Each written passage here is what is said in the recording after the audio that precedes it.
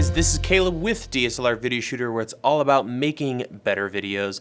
I'm really excited about today's video because we're going to look at 3 lenses, each of them costing less than 80 bucks. So there's 2 things I want to talk about before we look at the actual lenses.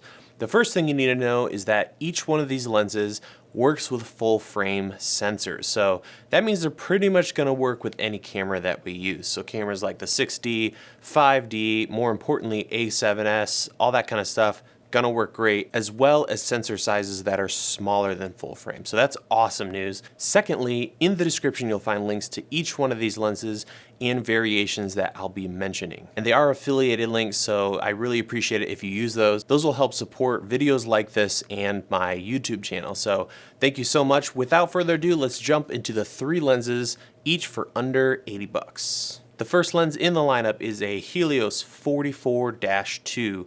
This is a prime. It is a 58mm f2.0, so you get a nice lower light lens.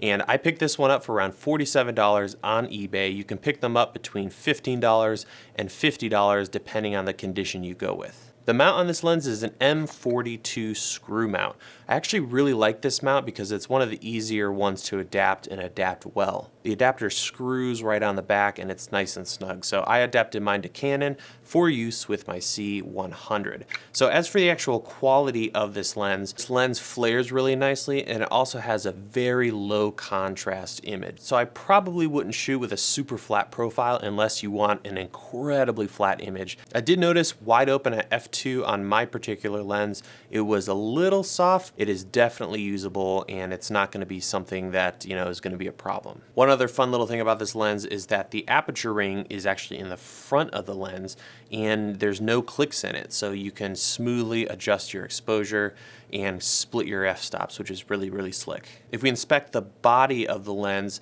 the focus ring is incredible on this thing. It just spins and spins and spins and spins, so you can get a lot of nice fine focusing adjustments, which is really awesome. All in all, a great starter prime. The next lens in the lineup is a zoom lens, and it is the Nikon 35-70 f3.5. And this lens costs me a little over $78 on eBay. Now there's a couple things you need to know about this lens before you pick one up. Number 1, don't confuse this with the f3.5 to 4.8 version. This is a constant aperture of f3.5, which is great and definitely what we want for video. So make sure it's an f3.5, not the 3.5 to 4.8. The next thing you need to know is there are 2 versions of this lens. There is the AI and the AIS. The one I have right here is the AI version, so it's the older version and therefore a little cheaper. I've actually owned the AIS version twice, and like an idiot, I've sold it both times or given it away. So the difference between the 2 is the older version. Obviously it's older, so you might find some more scuffed up copies. But the big difference is that the newer version, the AIS version, has a macro switch on it. So when you turn the actual focus ring all the way down to as low as it'll go, there's a little M switch, and if you activate that switch, the barrel will continue to rotate and you can get some really great macro shots with that. The other thing about that AIS version, not the AI version, is that it is a lot sharper. So if you have the money, I would definitely recommend getting the AIS version, and that'll cost around $100, which is still a great deal, but it's over 80 bucks, so I'm talking about the AI version in today's video. Since this is a Nikon lens, this lens has an F mount, which can be easily adapted to Sony, Canon, Micro Four Thirds, and I'll make sure to include links to adapters in the description. So like I said, it is a 35-70 f3.5 constant aperture. So it's not 2.8, but on a full frame sensor or even an APS-C sensor, that still gives you a lot of great shallow depth of field options. And to have a zoom lens that has constant aperture that looks good for under $80 is pretty ridiculous. So if you're getting started, this is a great, great option. Our next lens is an Olympus 50mm f1.8. I picked this lens up for $25. And you can find them for between 20 and 65 bucks on eBay. A lot of people will suggest you get a fast 50mm when you're getting started in video, and I agree, it's a great way to start. They're high quality lenses, but most people go for the Nikon or Canon newer versions, whereas I think this lens is much better and a great option. This lens is a 50mm f1.8, so Great for low light, great for really shallow depth of field,